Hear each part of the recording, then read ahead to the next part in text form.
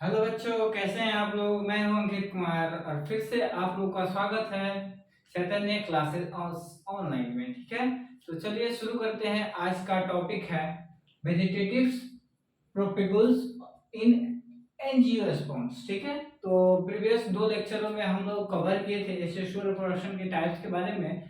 तो उसमें हम लोग पढ़ चुके हैं ऑलरेडी। आप यूट्यूब पे अवेलेबल है, आप लोग जाके देख सकते हैं। ठीक है, तो इसमें क्या है कि आज हम लोग पढ़ेंगे वेजिटेटिव रिप्रोडक्शन के बारे में। जो वेजिटेटिव रिप्रोडक्शन क्या होता है, वेजिटेटिव प्रोसेस, जो भी वेजिटेटिव प्रोपेगुल्स एंजियोस्पर्म होते हैं वो क्या क्या क्या होते हैं। तो ये भी क्या होता है, एसेक्सुअल रिप्रोडक्शन के टाइप्स होते हैं। ठीक है, एसेक्सुअल रिप्रोडक्शन में भी वेजिटेटिव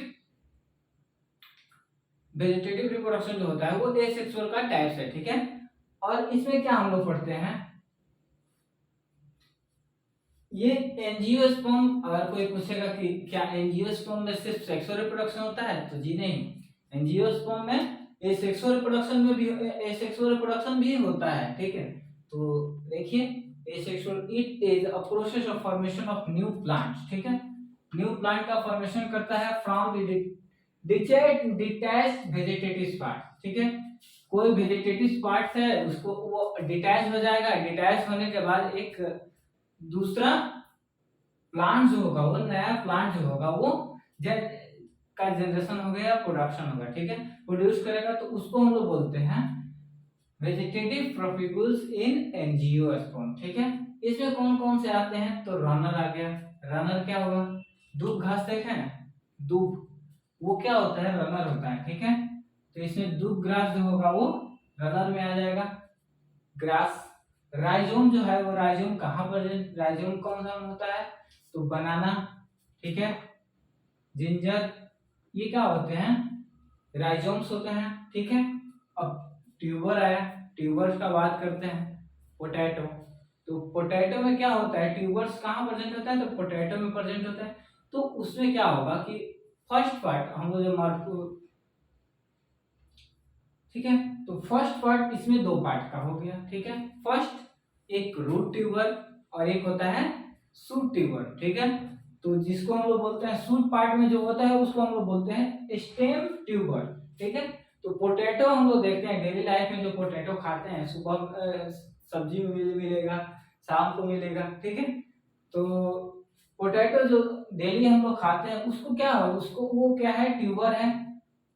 और ट्यूबर में भी कौन सा ट्यूबर है, तो स्टेम ट्यूबर। ठीक है, लेकिन अगर कोई पूछे कि ट्यूबर में अगर रूट ट्यूबर कौन है, तो रूट ट्यूबर जो होता है वो स्वीट पोटैटो और डहलिया जो होता है वो, उसको हम लोग बोलते हैं रूट ट्यूबर। ठीक है, यहां तक कोई दिक्कत नहीं है, आगे चलते हैं।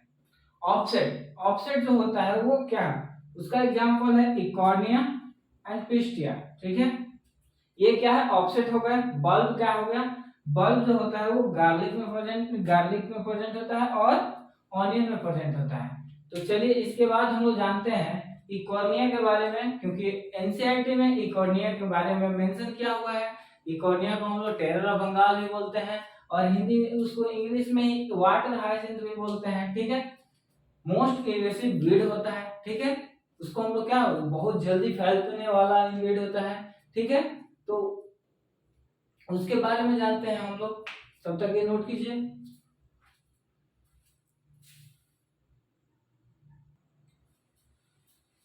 चलिए, तो इकॉर्निया के बारे में जानते हैं हम लोग सबसे पहले। तो इसमें इकॉर्निया क्या होता है, इसको हम लोग हिंदी इंग्लिश में बोलते हैं वाटर हाइसेंथ, और हिंदी में हम लोग जलकुंभी के नाम से जाना जाना जाता है ये। और सच में इसका फूल जो होता है, फूल और पत्ते जो होते हैं वो बहुत सारा ज्यादा ही अट्रैक्टिव होता है। ठीक है, तो चलिए जानते हैं इसको। इसको टेरर ऑफ बंगाल बोला जाता है। ठीक है, तो ये नीट ऑफ के पॉइंट ऑफ व्यू से कि टेरर ऑफ बंगाल किसे बोला जाता है, क्वेश्चन बन जाता है। तो उसके पॉइंट ऑफ व्यू से जो एनसीईआरटी का मेन मेन पॉइंट है उसको हम यहाँ पे मेंशन करते हैं। ठीक है, इसलिए इतना बड़ा बड़ा हो जाता है, क्योंकि जो असर्शन रीजन का क्वेश्चन आता है वो इसी पॉइंट से आता है। और लिख के पढ़ाने का एक मकसद ये है कि कम टाइम में ज्यादा कंटेंट आपको प्रोवाइड किया जा सके, इसके वजह से लिख के पढ़ाएं, क्योंकि टाइमिंग जो होता है वो मोस्ट इम्पोर्टेंट। ठीक है, सबसे ज्यादा इम्पोर्टेंट टाइम ही है। सो चलिए शुरू करते हैं। अब इसको क्या हम लोग बोलेंगे, टेरर ऑफ बंगाल। ठीक है, ये क्या होता है, मोस्ट इन्वेसिव वीड होता है। ठीक है, बहुत जल्दी ही, मतलब किसी तालाब में दो चार दिखाई दिया, 2 महीने बाद गए, 1 महीने बाद गए, तो पता चला पूरा तालाब ढक लिया है। ठीक है, तो ये बहुत तेजी से फैलता है। कोई स्टैंडिंग वाटर, जहां भी ठहरा हुआ पानी रहेगा वहां पे ये प्रेजेंट रहेगा। ठीक है, अगर पानी ठहरा हुआ है तो बहुत तेजी से फैलेगा, और फैलने के बाद क्या करेगा, वो जो पानी में जो भी ऑक्सीजन घुले हुए हैं, ठीक है, उसको वो क्या करेगा, ड्रेन कर लेगा, अपने अंदर सोख लेगा। सोखने के बाद क्या होगा कि उसमें जो मछली है, जो भी फिशेस है, वो क्या, बिना ऑक्सीजन के कोई भी फिश तो जीवित नहीं रहेगी। तो इस जिसके वजह से फिश जो होती है वो जलकुंभी वाले तालाब में या नदी में, जो भी जहां भी मतलब स्टैंडिंग वाटर है, वहां से फिश जो हो गए, वो अगर इकोनिया प्रेजेंट है तो फिश का डेड हो जाएगी। ठीक है, क्यों, क्योंकि वहां का जो वाटर में ऑक्सीजन लेवल होगा वो बहुत ज्यादा डाउन रहता है। ठीक है, तो यहाँ तक कोई दिक्कत नहीं है। चलिए, तो इसमें यही लिखा, इस लैंग्वेज में यही लिखा गया है कि it's drain oxygen from water which is leads to death of fishes. ठीक है, तो इंपॉर्टेंट पॉइंट यहाँ पे रहता है कि क्या फिश के डेथ होने का कारण, अगर कोई पॉइंट में फिश डेथ कर जा रहा है तो उसके कारण कौन कौन है। तो अगर इकोनिया ऑप्शन में दिया हुआ है तो आप इकोनिया को वहां पे मार सकते, ऑप्शन में टिक कर सकते हैं, वो सही आंसर होगा। ठीक है, ये कहा इंडिया में आया था, तो इसके पास इस किस लिए रिकॉग्निशन इसको मिला। अगर कोई भी चीज आएगा तो फर्स्टली क्या होगा, रिकॉग्निशन मिलेगा कि हाँ ये चीज वीड आया, कहाँ से आया। तो introduce in India because of its beautiful flower, mention कर लीजिएगा, ये लाइन इंपॉर्टेंट है।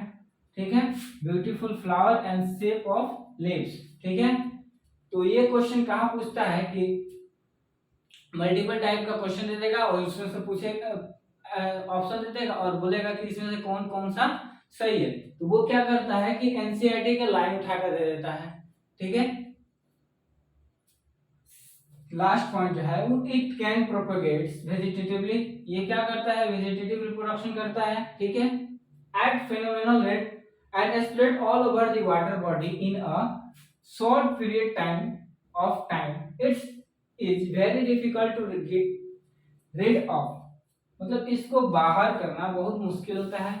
ये क्या करता है, तालाब को बहुत तेजी से घेर लेते, ढक लेता है। ठीक है, और इसका ग्रोथ जो होता है वो बहुत तेजी से होता है, बहुत कम टाइम में बहुत तेजी से ग्रो करके और पूरा एकदम तालाब ढक गया।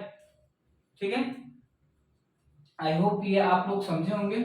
इसके बाद हम लोग पढ़ेंगे एडवेंटिशियस बर्ड्स के बारे में।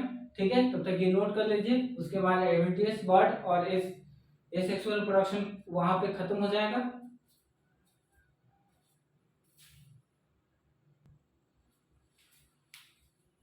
चलिए, इसमें हम लोग पढ़ेंगे एडवेंटिशियस बर्ड्स, ये छूट गया था। ठीक है, एडवेंटिशियस बर्ड जो होता है वो कहाँ प्रेजेंट होता है, तो present at the margin of reliefs. ठीक है, रिलीफ्स है, इसके मार्जिन पे प्रेजेंट कहाँ रहेगा, एडवेंटिशियस बर्ड्स। ठीक है, तो ये बर्ड्स क्या करेंगे, डिटैच होंगे, डिटैच होने के बाद एक अलग पौधा बना लेगा। ठीक है, एक अलग प्लांट हो जाएगा। ठीक है, तो ये भी एक टाइप का एसेक्सुअल रिप्रोडक्शन होता है, वेजिटेटिव रिप्रोडक्शन होता है। ठीक है,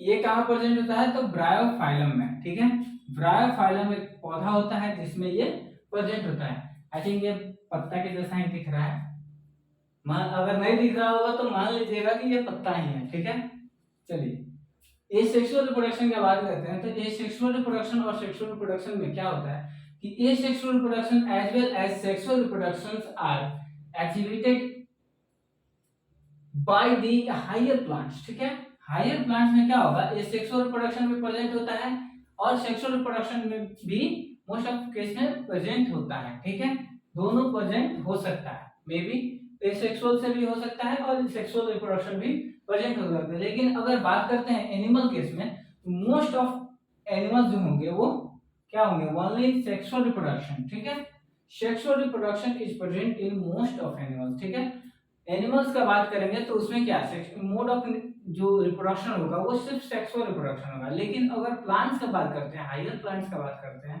तो उसमें मोड ऑफ रिप्रोडक्शन जो होगा वो एसेक्सुअल भी हो सकता है और सेक्सुअल भी हो सकता है। तो ये कंफ्यूजन वाला बात नहीं है, ये चीज आप पॉइंट याद रखिएगा क्योंकि ये इंपॉर्टेंट पॉइंट है कि sexual reproduction and asexual reproduction. अगर कोई पूछे कि हायर प्लांट्स कैरी, ऑप्शन में अगर दिया हो सेक्सुअल रिप्रोडक्शन और एसेक्सुअल रिप्रोडक्शन, तो बोथ आर करेक्ट। ठीक है, बोथ जो होगा वो सेक्सुअल रिप्रोडक्शन भी हो और एसेक्सुअल रिप्रोडक्शन हो, तो दोनों सही है। अगर एनिमल्स का पूछता है तो एनिमल्स में क्या होगा, मोस्ट ऑफ केस में सेक्सुअल रिप्रोडक्शन होता है। ठीक है, तो ये चीज आप नहीं भूलिएगा। आई होप आप लोग को ये वीडियो ये समझ में आया हो। तो मिलते हैं नेक्स्ट वीडियो में, तब तक के लिए जय हिंद।